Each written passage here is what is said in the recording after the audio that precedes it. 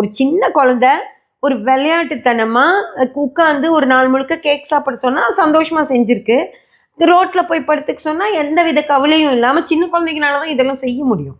அதை செஞ்சுருக்கான். காஞ்சனா வேஷம் போட்டுட்டு பழம் சாப்பிட சொல்லியிருக்காங்க, செஞ்சுருக்கான். அந்த மாதிரி ஒரு சாதாரணமாக சொன்னதை நான் செய்கிறேன் அப்படின்னு சொல்லி செய்கிற ஒரு சாதாரணமான ஒரு பையன் இந்த யூடியூப் போட்டு இன்ஸ்டாகிராமில் சம்பாரித்து என்ன பண்ணுறான்னு சொல்லி பார்த்தீங்கன்னா அதையும் அவனே சொல்கிறான், கேளுங்க.